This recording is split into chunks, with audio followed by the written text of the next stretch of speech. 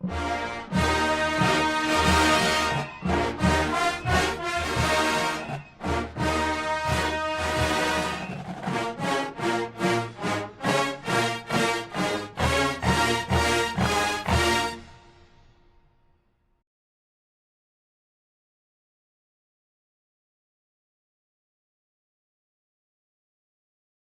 what is going on, everybody? We are back. Welcome to another episode of the Elephant in the Room podcast.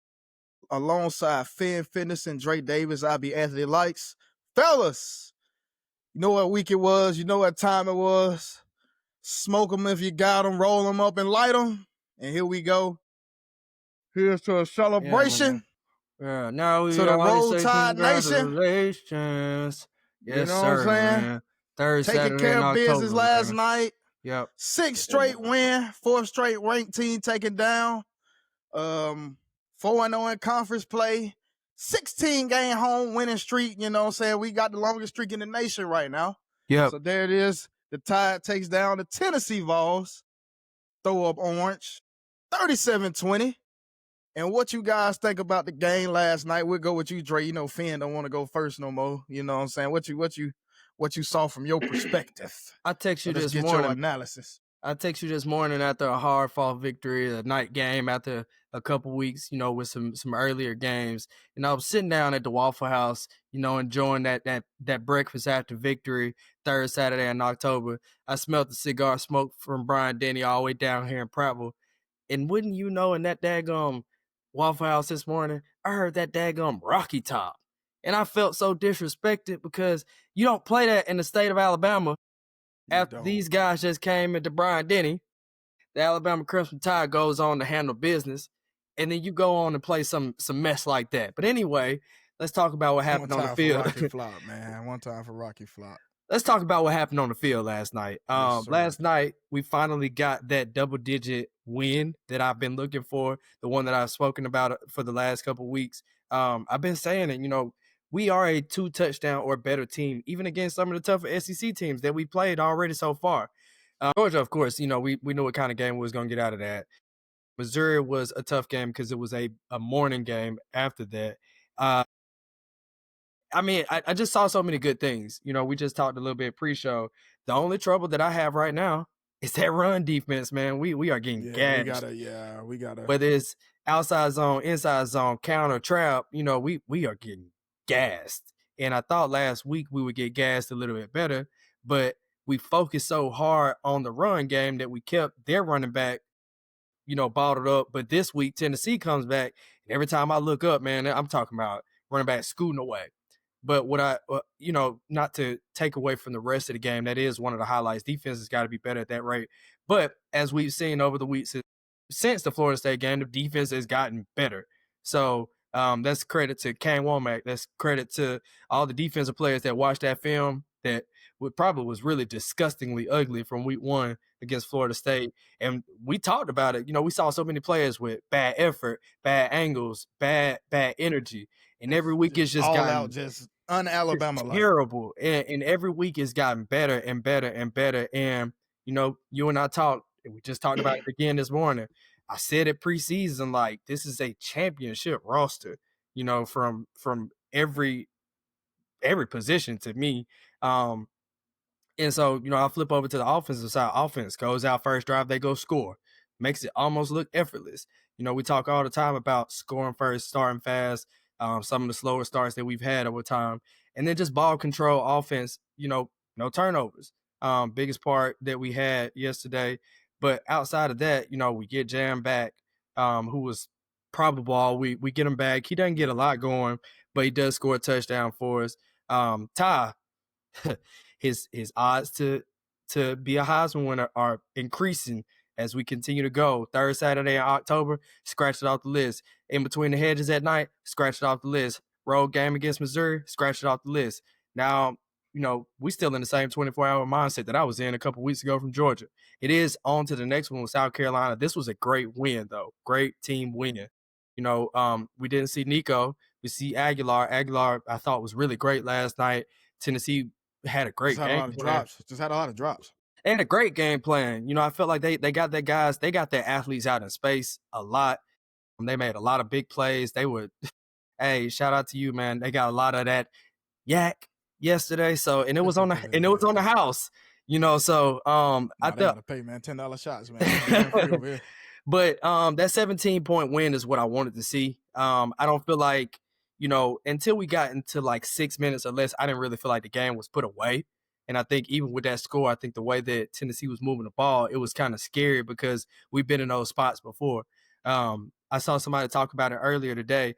This week coming up, going into Williams-Brice, you have to have those put away drives early. Yes. Put your foot on South Carolina's neck early and go ahead and put this game away. So when we take that momentum into LSU, into Oklahoma, into Auburn, we should be blazing hot by the time we get past LSU, who's already on a downward trend.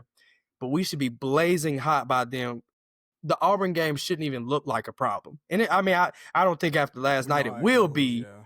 But, nonetheless, great team win, 17-point victory, defense flying around the ball, offense making plays. Ryan Williams kept coming back into his own. Jeremy Bernard still showing that he's consistent as a option. The only thing we didn't see last night was Caden Proctor and a Wildcat. That's about it. And that's about it. A couple moments. I'm gonna go. I'll let you close it out, Finn. We're gonna switch it up and do a little different. I say, like you said, hats off to Aguilar, hats off to Tennessee. But with that offense, they need the field. They that is an explosive play offense. Like when the field shrinks as it did, you seen what happened. Like even in the drive, after we went up 37-20, had whatnot, they got down there. They went for it on fourth down. Obviously, field shrunk, ain't got nowhere to throw the ball. So like offense like that, they need the field. But I will say, as far as on both sides, when plays need to be made and things needed to happen, they both made it happen. Offense, hey, look, we want the offense to go out here and put up points every drive, but I know, realistically, theoretically, it's not going to happen. But when it needed to happen, it happened. Opening drive, 91 yards. Got to have that nice momentum builder. Okay. What else? Another long drive. The third, fourth quarter, Well, it started in the third quarter because I want to say it was started around like the 5:55 mark in the third quarter. They punt the ball. We at the 1 yard line. Gotta have that, especially gotta have that one now to really put the game away. So, and then of course we seen with Xavier Brown, who pretty much was the difference in the game with that pick six. It's pretty much like, okay, now we can just go and kind of cruise control and kind of hold it in the road. Of course, they're gonna make plays. This offense is designed to make plays. This offense scores almost 50 points a game, so us to even holding the less than half of that. That is an amazing job by the defense. But like you said, the run defense, I think they just wanted to catch us slipping because they know we was being honest in situations that we were up big pretty much. So it's like, let's still get some cheap chunk yards using this run game. And they did. Credit to them, but it's just like, when it's kind of like at the end of the day, kind of meaningless stats, like they had more yards than us. I think they went over 400 yards, but it's just like, of course you're going to do that when you're down. Teams playing soft coverage and all that good stuff. So yeah, but like I still want to see better spots in the run fit, as far as the defense goes.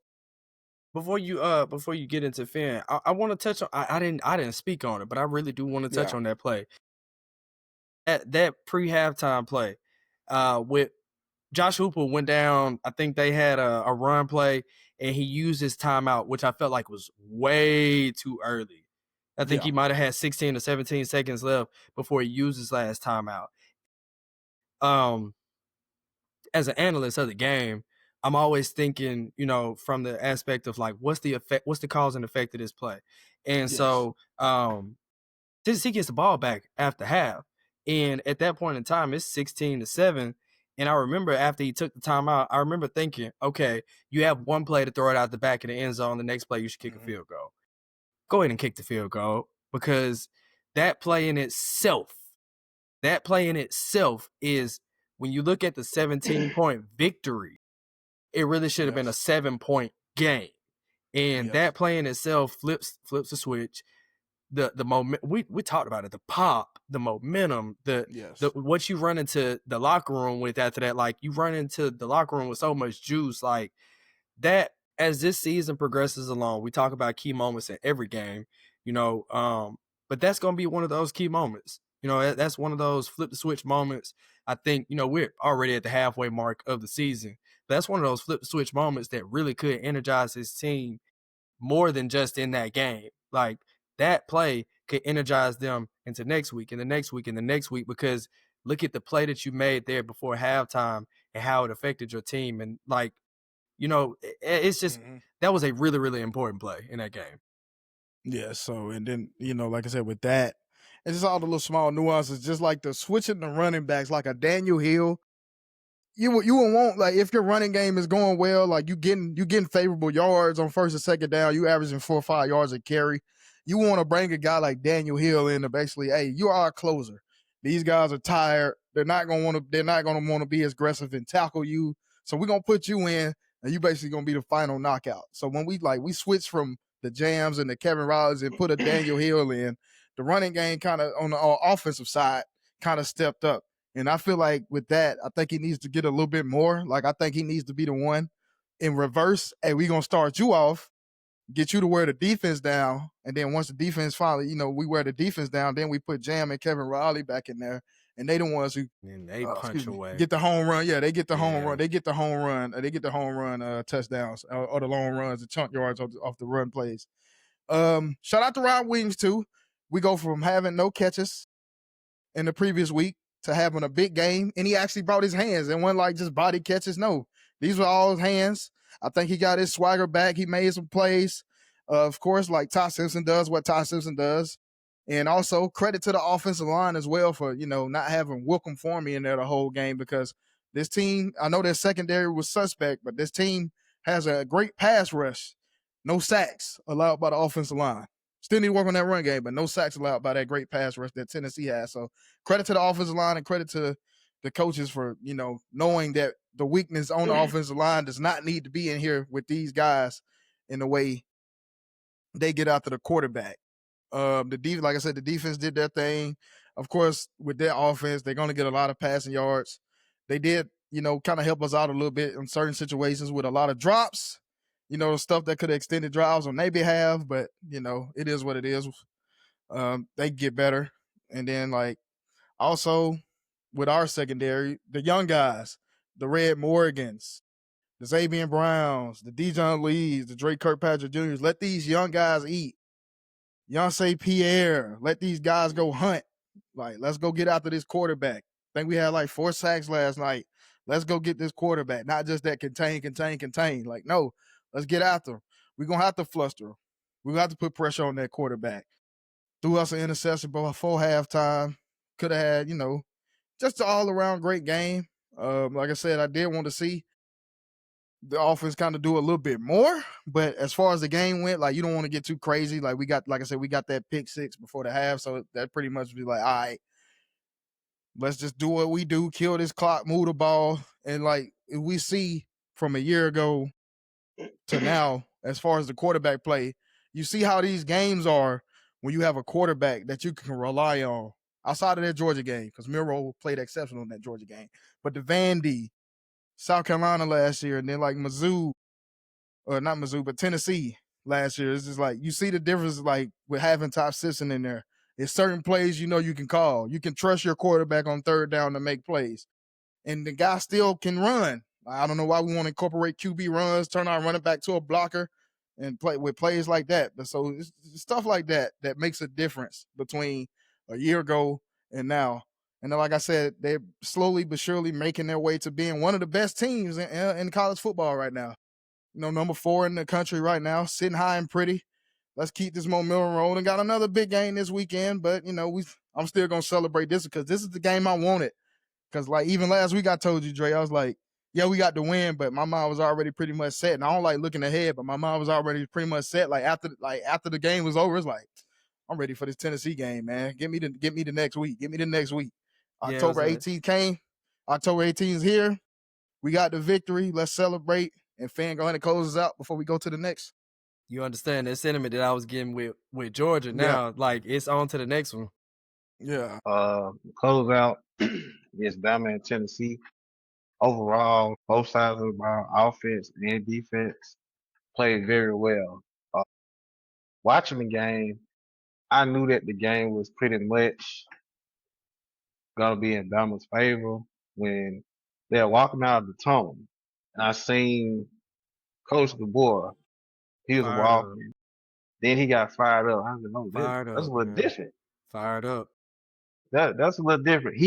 I think now he understands what it takes to coach in the SEC week in and week out. Start with the defense. Even though they gave up some big plays with that type of offense to hold them to 20 points, and they've been averaging close to 50 a game. No more offense in the country. Number one offense in the country. They made them look average, and that was a great job by the defense. Number 42, Pierre. He is an emerging star for the defense. Boy, dog. Dijon Lee. He's an emerging star for the defense. Boy, dog. You still got your veterans. James Smith, Sab, Hubbard, Lawson. Everybody on the defense was just doing a great job.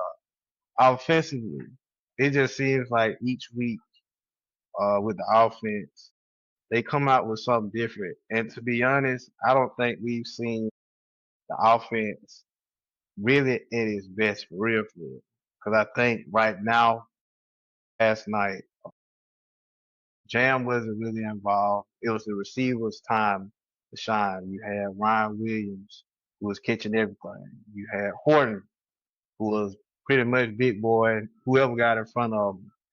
Jevin Bernard with the finesse, and of course, Loxley Brooks getting in where he fit in, and even Rico Scott getting receptions. The thing that I like about the offense, we can go fast, we can slow it down, or we can do a little bit of both in the same drive.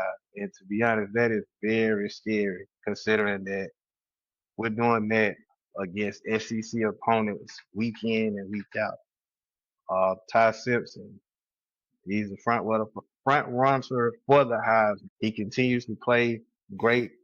This coming week against South Carolina, he literally could close the season out. Well, he'll close the season out in the state of Alabama because they have 3 straight home games, and their last game is in Auburn. So as a team, once you go ahead, handle business in South Carolina, you do not leave the state of Alabama until you go to the SEC championship in December. So can they do it? Game, by the way. Yeah, that's another home game. Can they do it? Yeah. Just looking at the schedule, South Carolina, I expect South Carolina to come out with a lot of energy there at home, but then I expect Bama to go ahead and handle business. LSU, right now, offensively, they don't really, we just go to Oklahoma. Mateer's going to be out. That's going to be a major blow to them. East Illinois, we don't really have to discuss Just that. show up. Just got to show up. Just got to make sure you get off the bus. Auburn, that game a little tricky. Auburn can go 0-11, but they'll play their best game against Bama. But I think this year, I think it'll be different due to the fact that we have quarterback and a lot of weapons at his disposal. So really, the only team that I see can beat Bama right now is themselves. Great point. I was gonna touch up. I was gonna dispute your point about South Carolina coming out with energy next week because they just lost to Oklahoma. But I thought about it, and I was looking at a video of South Carolina's crowd yesterday. Like, you hosting a home game against a top 25 opponent in Oklahoma, nobody's there. That's not gonna matter in 6 days. In 6 days, when the Crimson and White come to town, Williams-Brice is gonna be packed. The real Crimson and White. It's gonna be fully loaded. It's gonna be, we have got to beat Bama, and I think South Carolina's got 2 wins on the year, 2 maybe 3. They're gonna bring their toughest punch. You know what I'm saying?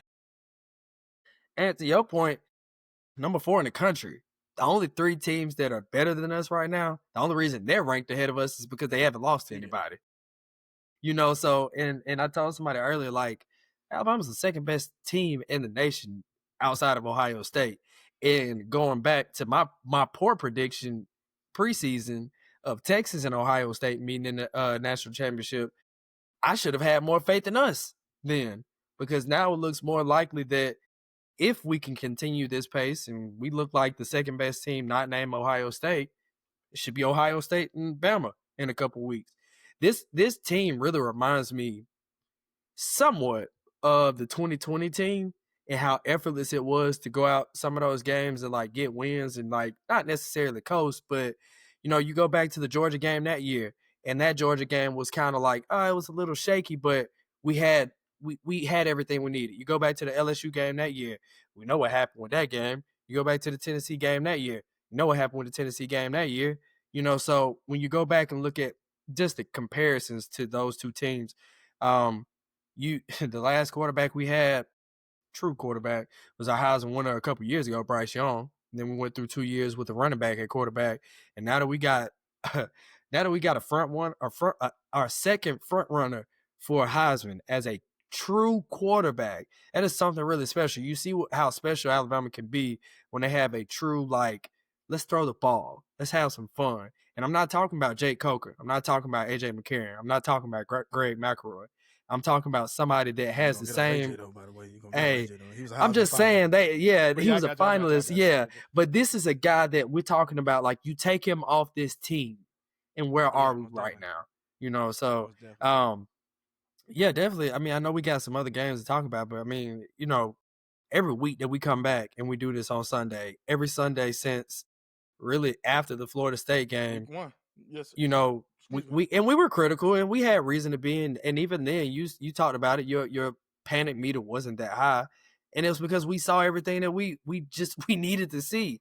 I felt like, and I still feel like, we had a bad second half in that game, and so since then, that was the only game we gave up more than 30 points. We gave up 24, 21, 20, 21, 0, I think 17 to maybe Wisconsin at best. But as long as we're not giving up, 14, yeah, 14. Okay, so it wasn't 17. Okay, so as long as we're not giving up more than 21 points, we fine. Because I know we can go out there and we can go score 3 touchdowns.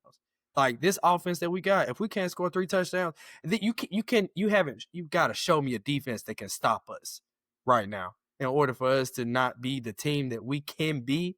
And Texas ain't gonna do it. Georgia won't do it. with Georgia. And I definitely don't believe Texas A&M is going to make it out of the rest of this season alive and make it to the conference championship. And B, I don't see that anybody that we could be matched up with in the SEC championship. Granted, we get there, what can they do with us? Because at this point, we have 3 conference games left, and I don't know what y'all see, but I really don't see any conference losses coming our way. Nah, I think, honestly, let me get my mic so I can sound better. Honestly, we take care of South Carolina and LSU. We're good. We lost. Game.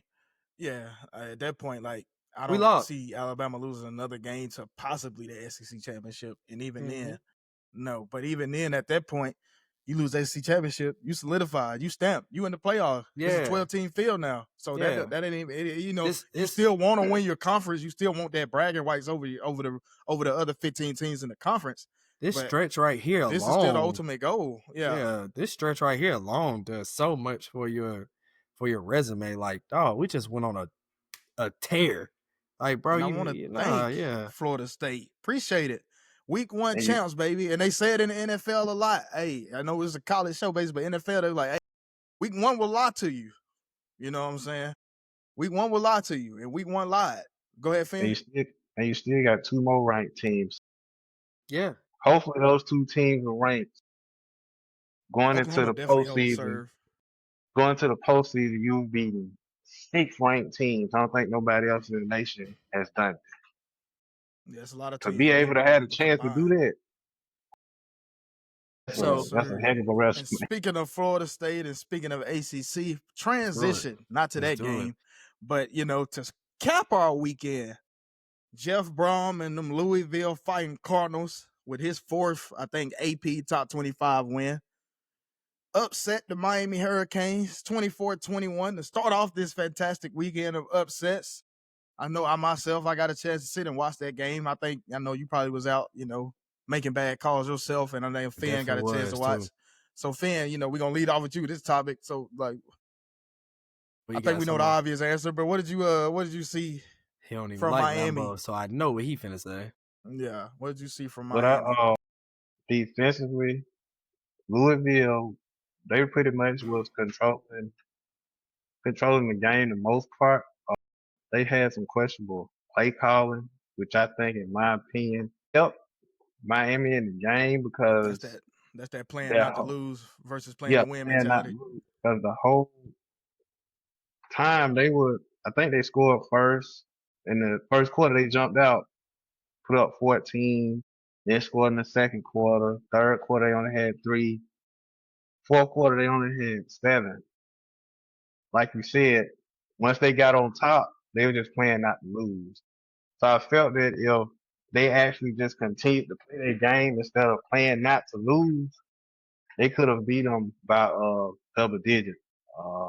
Carson Beck had 4 interceptions. The big thing I see about that, crucial ones too. he's only looking at one receiver when it comes to those crucial downs, and that's And they know it. Tony and CJ Daniels. He really just looking at them two. And they know it. They know that. So if you're staring down Tony, and I know that going into the week, going into the game plan, I know on third down you going to one of those two. So I'm a game plan against that, and I know you gonna throw me an interception. It's the hands. In the game, you good for one.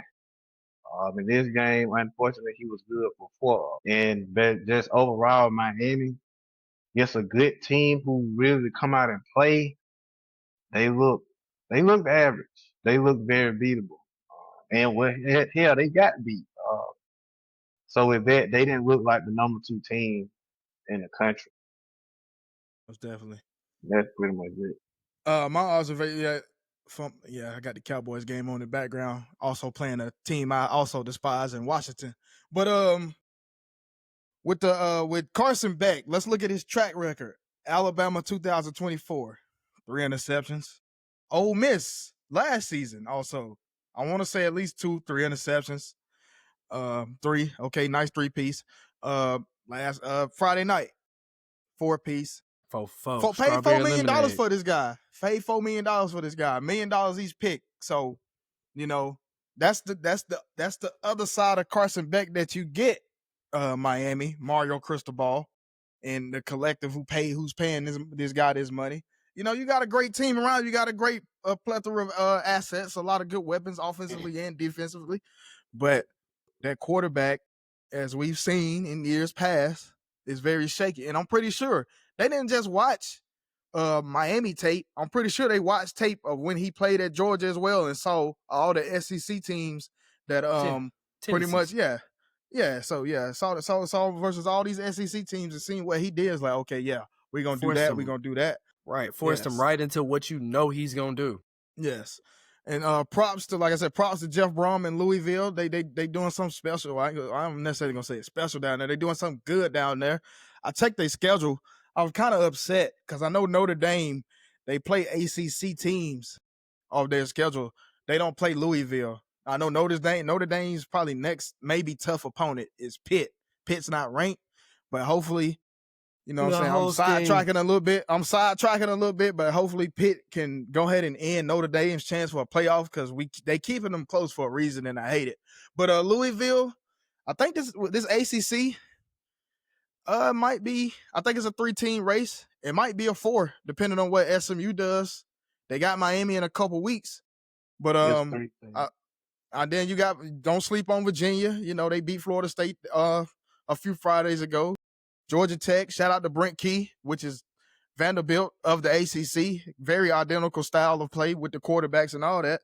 But yeah, so the ACC is pretty much wide open between 3 to 4 teams in that regard. But yeah, shout out to Louisville for starting off a great weekend, I should say, of college football with a big upset.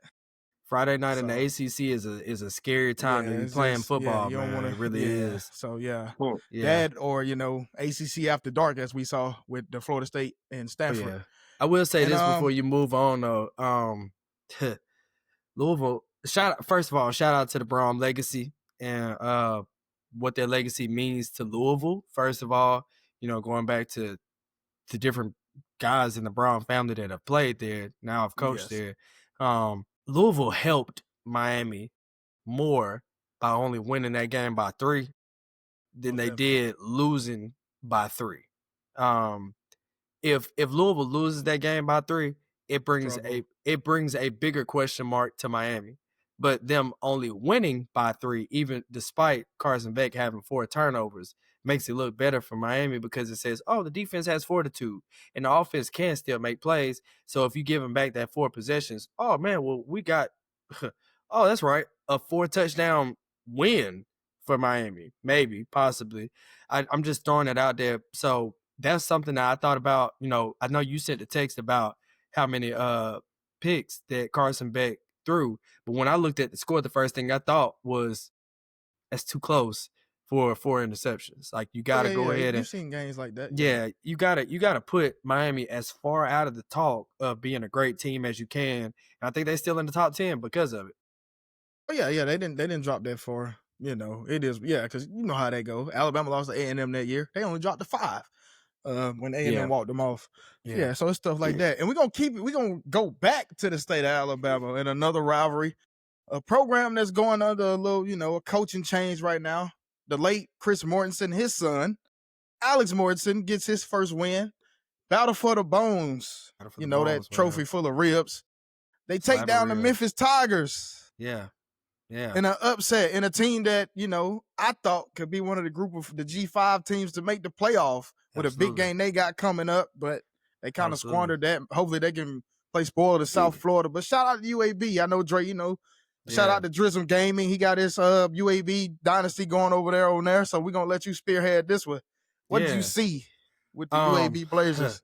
Pun intended, man. They literally are blazing a new path. I kind of felt like a couple years ago when they hired Trent Dilfer, I didn't think he was the man for the job. I got respect for him. It looked good.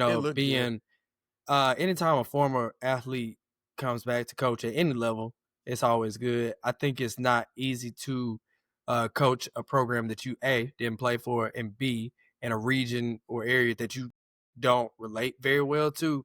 But UAB needed some new eyes. And I think having cut ties with him right before a really big rivalry game that's at home against a ranked team in a really nice stadium, this is what UAB deserves. And granted, they won a rivalry game, one of the few wins this year. And yes, it's the Battle of the Bones Trophy, one that I'm just kind of learning about. Memphis and UAB have some really big rivalry. It's a battle of like basically I-65, so it may not put UAB into any college football playoff talks. I don't even think they're close to being bowl eligible, but it is putting them back on the right track. And anytime we're talking about the state of Alabama, whether it's Jacksonville State, Troy, South Alabama, Auburn, and we'll talk about Auburn here in a few. But anytime we could talk about any of our other home teams, and not to be, the last one most important that we're going to talk about is Alabama State. We ain't talking about Miles and all them other. Hey, we'll get back to them. Shout out to my HBCUs, but we ain't talking about them boys. Sheridan State. Let me stop playing. I'm going too far off the rails with them. Yeah. UAB. A&M, the real ops. Before we move on from UAB, I did see that Roddy White was interested in potentially throwing his name in the hat as a future head coach there. I think we just saw how former players being head coaches works, but Roddy White has direct ties to UAB. Yes, and so since the resignation / retirement of dear old Bill Clark, I mean, I think UAB is really still searching for the answer at head coach, and I think they had him, and he retired to take a better job. And I don't think Trent Dilfer was the right answer, but I hope they find the answer. And the thing, this program just was shut down a couple 10 years ago. Yeah, less than 10 years ago brought that program back. So so Trent Dilfer already was pretty much Bill Clark. I'll say Bill Clark and Trent Dilfer were pretty much already in some tricky spots. It's just like, man, we got to bring this program back to life. You know what I'm saying? For down in the dumps. So Trent Dilfer already had an uphill battle. And then you got, him making that statement about, I dare you bigger schools to come try to take some of my players. And we did. We saw, a local kid in Cam Shanks who's now an Arkansas Razorback. So yes, it's it's going to happen, and it's Yeah. going to happen. You're not the only school that's going to go through that UAB. You got bigger schools getting basically players getting posted off that roster. So Mind you, I don't think Cam Shanks is going to be at Arkansas next year, but that's a different story for a different time. Yeah, I can see it. Yeah. But just keep going, just keep doing what you're doing, UAB. I'll let Finn get in here, before we transition to the next matchup that we got. But I'll let Finn finish this one off as well. It was just simple. Memphis thought they were just gonna go in, win the game, go on about their season, and go back home. Nope. UAB came Get to ready play. for South Florida. They real game, yeah. UAB came to play. Mind you, this was the This is the UAB 14th meeting, I believe. Yep. UAB came to play. Yeah, they lead the series. Memphis, UAB actually leads that They series. do. They do. And So it got that's very unique. It got real crucial in the that fourth belt. quarter. Now they looking like, Got that oh belt. shit, we gotta try and win. We gotta step up and play. We gotta do something. Yeah. When I think it it's got that tight, last drive. when you Touchdown got Ferguson. tight, In that last drive, yeah. That last drive, especially when they got it to the red zone, I'm like, what is going on? Like, I get what they was trying to do. They was trying to kill a little bit of time, but they kept getting in their own way with them false starts. It's just like, at this point, just go ahead and score, man. Just go ahead and get in the end zone, score, and stop leaving it up to chance. Yeah, I mean, Finn just put it perfectly. That's what happens when you come into a game sleeping on your opponent because they're having a down season. They just lost their coach. They're not gonna have no energy to play. They don't want to be here. It's a freaking crowd. Don't even want to be here. Yeah. What did we just say about Alabama and Auburn? What do we say about your USC and Notre Dame's? That I mean, I know we're not talking about that game, but look at what happened with that game last night. Like, these are the games that, like, it don't matter about record. It don't matter. Like, bro, they wanted to keep that trophy in Birmingham last night, and so they did. And so, they still hype from last weekend. Chris Brown was up there. They still hype from that. They still hype from the concert. So you got that. Then Memphis come to town. This guy. Hey, they had a Breezy good. Bowl. Shout out to the Breezy Bowl. They had a good 2 weeks. They were still hype. They had the Breezy Bowl. But yeah, like I said, Memphis just pretty much just like ended their chance for a bid. South Florida is good because South Florida beat, even though granted it was number 25 ranked Boise State. They beat Florida, who's now fired Billy Napier. They got those 2 wins. And, as a G5 school, even though Boise State is still a G5 school. So all South Florida has to do is just keep winning. Like I said, this weekend was going to be a big matchup. Game day is going. I really thought if Memphis closed that game out, I really thought game day had a chance of being in Memphis. They still going to be in Tennessee. They're just going to be 3.5 hours away in Nashville. Yeah, they're going to be 3.5 hours away in Nashville. So I really thought. You thought they Memphis were going to you got Memphis 10. I mean, it would have been a good week for it. It would have been a good week for South it. Florida it definitely versus would have been a Memphis. good week for it. Yeah, this is pretty much a play-in game. That would have pushed somebody into prime.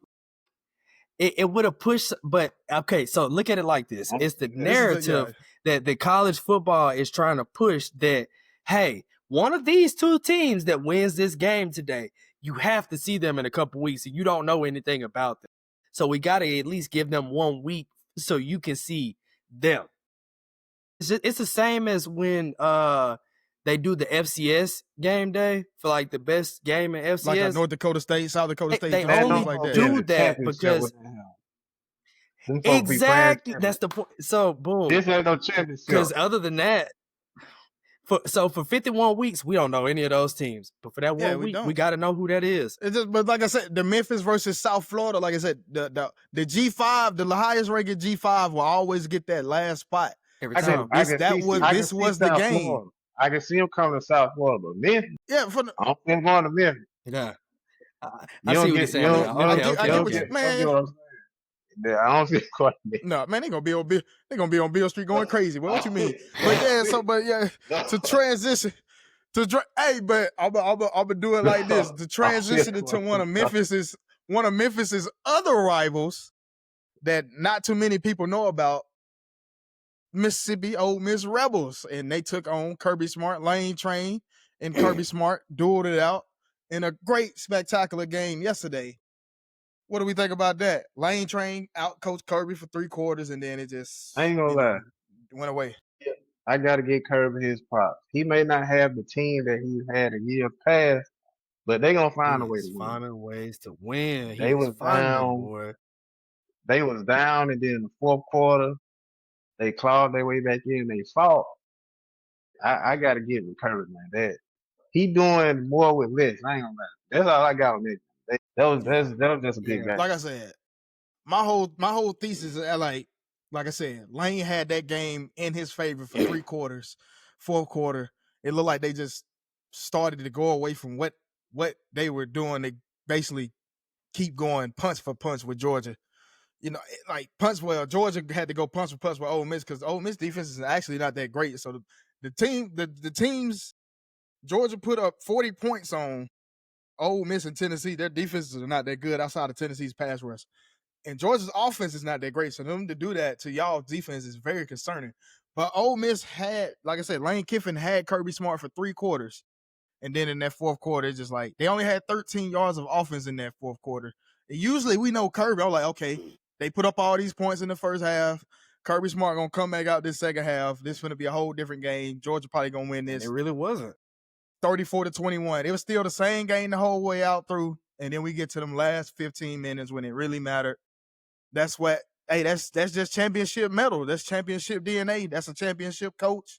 I won't say you got a championship roster, but you got players on that team that were on those championship teams. I will say that for the most part. And Gunnar Stockton had a spectacular fourth quarter. Yeah, he did. No Yes, he did. incompleted passes, 135 yards, a couple touchdowns, and they, like I said, they made the necessary plays on both sides of the ball Yes, they did. to win that game. In Georgia, they stay in favor, stay amongst the top for an SEC spot. The SEC's as a whole it's getting wild. Like, Yeah, it is. we don't really know who's gonna be in Atlanta. Well, we know who we want to be in Atlanta, but outside of that, We know half of it. we really we don't know what the yeah. other half is going to be like. We don't know. Could it be Texas A&M or could Texas A&M?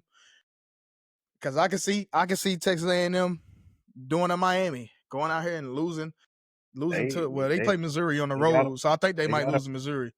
They got a few. I don't know. Yeah. So yeah. I mean, you right though. I text you about it. Lane through 3 quarters was out coaching the piss out of Kirby, and it looked phenomenal. Just from and I was looking at the game and I was listening to Kirk Herbstreit talking. I was like, man, I would love to like sit down and listen to. My bad. The boy finna get a pick six. I'm watching it too. I was listening to and I was thinking like I would really love to see like how Lane thinks through the game and like what his thought process is. And then, like you said, after the third quarter, it all went out the window. So it didn't even matter anymore. 17 unanswered. Gunnar Stockton. Definitely nothing better than Stinson Bennett upgrade. Doing the job. Facts. Keeping the boat afloat, going to get a win. Doing what, the old Alabama system doing what's supposed to be done. That's all Kirby's doing. That's all Kirby's doing. Man.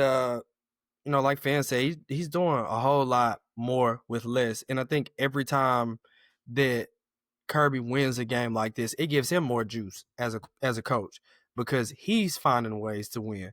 And when you can get guys to buy in like that, when you know you have less than a championship roster and you can find ways to win, the same way that I feel about Alabama. Like Alabama has a championship roster, but I don't feel like they had the belief. And so after you lose a week 1 game and you start winning from there, it's a lot different from Georgia. Georgia, you go through your season and you lose to the one team that everybody keeps telling you that you can't beat. And then you got to find a way to bounce back and get back on the horse and, ride the saddle again. And they did. They go out and they get some tough wins. They get one that we felt like last week was kind of taken away from Auburn. But it doesn't matter. You know what I'm saying? Georgia won. Georgia won last week. Georgia won this week. You still don't want to leave it in the hands of those guys anyway. So, yeah. Yeah, big totem pole game for Lane, for sure. Again, and once again, Lane came up short. You don't want to lose that game. Like, you shouldn't lose that game. Especially on the road. You had that game in your favor. You got your quarterback playing in fuego. And so now, I don't think it's a big crazy momentum shift because I think that's Ole Miss's first loss of the season. And so I I still think they got Oklahoma. They got Oklahoma this weekend. Yeah. So it's still it still could be even crazier going forward, but I think Ole Miss is okay. You know, we know they can score points. They got to find a way to get a stop every once in a while, but that's just Lane Kiffin. Yeah, so yeah. Other than that, Lincoln Riley of the South. Yeah, other than that, I mean, Kirby's Kirby. You know, he's still Alabama's son right now, but he finds a way for the G to get a dub every time. So, if that was in Mississippi yesterday, I think they lose. But they've gotten a lot of games. They got a lot of games this year that were between the hedges that really, really helped them. I think the next scariest game for Georgia, without looking at anything, Georgia Tech, and they got to go there. I don't know, for whatever it's worth, they got to go there. I mean, hey, I think whether you got to go or they come to you, I think it's all the same. I think Haynes King is the second hottest quarterback not named Ty Simpson right now. So I don't know, but I mean, yeah, it was a tough game, but Georgia's Georgia. I think we're gonna close out with the two SECs. The kick off the day as far as SEC goes. Vanderbilt Commodores and LSU Tigers. Vanderbilt 6-1 for the first time in 3/4 of a century. LSU continues to fall off the face of the earth with poor man's Jimbo Fisher. Brian Kelly, for those that don't know. Coach Brian Kelly. Is there a reality? Because Vanderbilt two toughest games on their schedule, both on the road, at Texas, at Tennessee. No. But is there a reality? No. So where we can see Vanderbilt winning out? No. No. I honestly think, hey, they're not gonna beat Tennessee. But no, I will give them Texas. I'm sorry. Saw yesterday. Yeah, I will give them Texas. I'm not gonna lie. Because I think Arch Manning goes out there and turns the ball over. You let Vanderbilt go up by 10 points, and the rest is history. You're not winning that time of possession battle. What's that? Where's that Vandy game at? Vandy and who? Texas. It's in Austin. Ooh. Honestly, but they got to take care of Missouri this weekend. Yes. I do, because of the quarterback situation. If it was in Nashville, I get them a 14-point cushion. Texas got to beat that. But like I said, we already seen. But like I said, what's the name? He probably get to hitting his ass left, right. Diego, yeah, they do. You rattle them. But the thing about that is, and I'm gonna keep saying it, Texas has the defense, but guess what? Their quarterback is going to put them in spots to where they got to defend short fields. And Vanderbilt has an offense that doesn't need to score a lot of points. And they went out there and showed you what they did to Oklahoma. They gonna do the same thing. Well, this quarterback ain't got screws in his thumb though. So there's that. And this is a different offense. When Vanderbilt could have beat Texas last year. You already seen what's gonna happen when you rattle. That's all you got. All you got to do is hit them, throw them around a few times, you lose confidence. And Texas don't do that. But yeah. But they got Missouri this weekend. They're 6-1. I did say they can finish with 8 wins. I know I said that for sure. Don't sleep on Missouri either. Missouri got a good front seven. Oh yeah, no. I'm not gonna sleep on they got a good running back, quarterback, but Missouri quarterback is kind of but that's the only thing with them. They got a tough 2 and weeks. And LSU just, I don't know, man. It's Brian Kelly, be trying to gaslight the media and all that good stuff. He don't fit LSU. Yeah, he left Notre Dame. He left Notre Dame talking because he's saying he couldn't get recruits. You 4 years in, man, and like I said, your biggest win is when you walked off Alabama in overtime. And that was 4 seasons ago. And I don't even feel like that's credit to him. I still forever say that it's credit to the guy that me and you are watching right now. That's Jaden Daniels. If Jaden Daniels is in LSU, we know that's not happening. Yeah, so like I said, in 4 years, that's still his signature win in 4 years. So yeah, LSU is a complete dumpster fire, man. So not yet, but totally. It's lit, but it ain't blazing hot yet. And to close out the show, we're going to end it on the plains with Lil Bro Nim. Shout out to Lil Bro Nim. Overtime, man. Auburn Tigers. Overtime. Free Cam Coleman. Free Amari Austin. Free Eric Singleton. Free Perry. Free Curtis Perry, not Curtis Perry. Shout out to House Payne Perry, by the way. Free Terry free Thompson. Terry Shit, Thompson. Deuce Knight, that would need to be playing. Free Free Deuce Jeremiah Knight. Cobb. Free Free Deuce Jeremiah Knight. Cobb. Free That boy free they got that freshman Alvin quarterback. Henderson. Free Keldrick Falk. Free JJ Falk. Man, free Hey, everybody Calvin that is Williams, on free Auburn's everybody. bench Cam right now. Coleman, and with through it all, Cam Coleman still has 6 catches over 100 yards, but it's just, hey, it's like I'm just out here running around for nothing, man. 0-4 in SEC play. They had run off the plane and go somewhere Hugh else. Freeze. Are we That's still what's under finna a happen. freeze warning, man? They say, they say when a pitcher ain't got it no more, hey, Hugh Freeze has lost his fastball.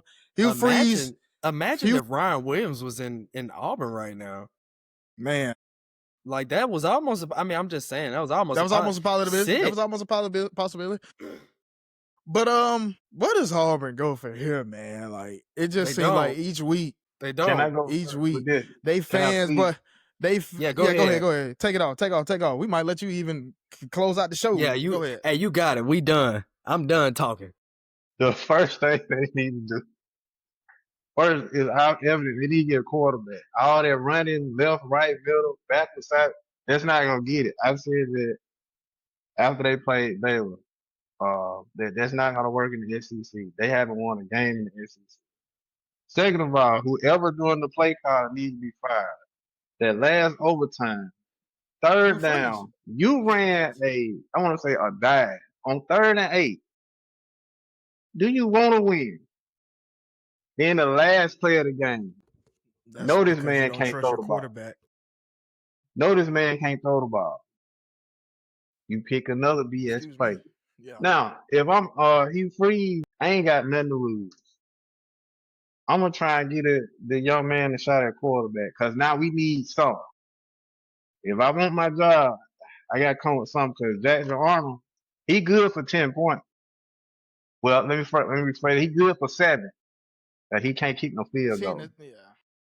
Yeah, they good for a good 10, but he ain't it. You got all that talent on the outside. You got Cam Coleman, Perry Thompson, some other folks out there. You gotta give them the ball because what's gonna happen if you keep Jackson Arnold back there and they ain't getting the ball, you ain't gonna have no receiver court in the offense. But they defense, I don't think they're gonna have another pass anyway. They defense only giving up 13 points a game average. So you got a defense. Your offense got to figure it out. Yeah. Your defense can't. Rough and tough. If I'm Hugh Freeze, hey, I'm somebody. I gotta go another route, save my job. Even though they still might fire me, but at least I'm showing help. Man, they just fired. What's my boy name? They just fired Napier off a win. So I don't think Hugh Freeze safe at all. It's like so it. Well, they got the money. They used to paying folks out of firing, so they can do something. Yeah, that's it in the boy team. Oh, we can hear you, but we can't hear you. We can't see you either. Yeah. Well, it went with your sound too. Well, you gotta cut this out. You want me to rap? I don't know what he want us to do. It's gonna be rough out there on the plains, man. Yeah. Let's see what club they got.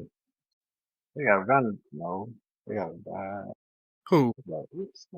They got Arkansas, Kentucky, Vanderbilt, Mercer, Alabama. Yeah, they might lose out them games. Except for Mercer. They lose to Mercer. They definitely got. And I'm back. Yeah, I just I had to step out real quick had a meeting. But yeah, man. It's a rough day out there, man. Them fans deserve better, even though that's Lil Bro now. I like when Lil Bro them is competitive because it makes for the games fun. But we all know that last Saturday in November, no matter what, all caution throws to the wind, all bets off, all records aside. We already know how that game gonna go. I don't care if Auburn's 11-0, 0-11. I don't care if they got an interim head coach. I don't care if they got Joe Blow from the nosebleed section down there calling plays. That team is going to be ready to play on that specific weekend. Whatever they went out there and got embarrassed by New Mexico State. Diego Papi at quarterback, by the way.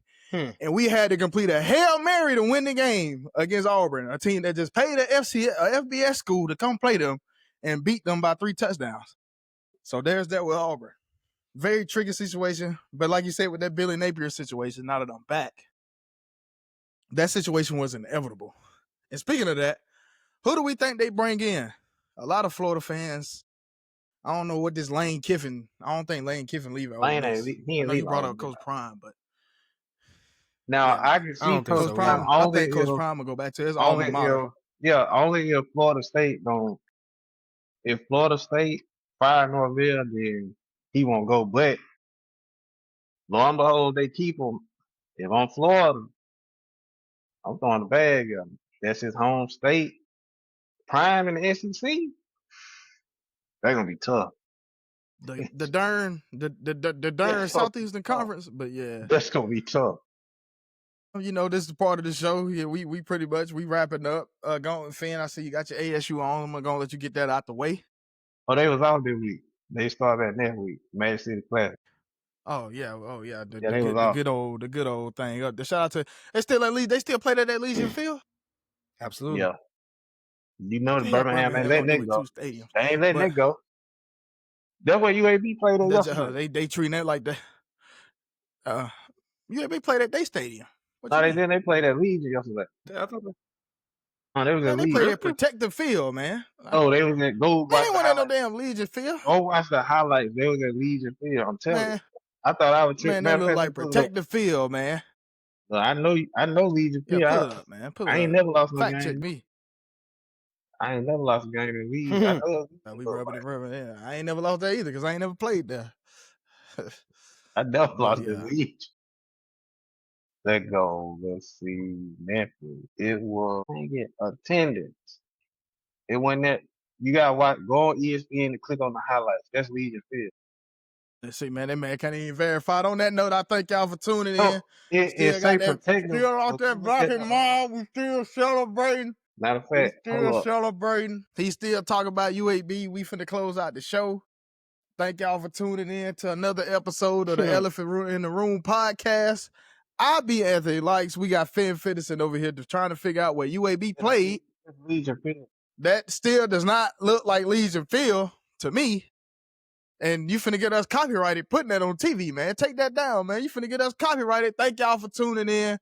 And once and always, it is roll tide, roll on to the next, beat them fighting Gamecocks, ass kicking chickens, whatever you want to call them. It was the third Saturday in October, man. Put your lighters up. Put your lighters up. I'll tell you That what. protective field. Give me a cigarette. I thought that was Legion Field. Yes, you're tripping, my guy. We should have put money on that. But on that note, peace. Thank y'all for tuning in. Like, share, subscribe. Leave any comments. All feedback is welcome, good or bad. But on that note, we stepping off.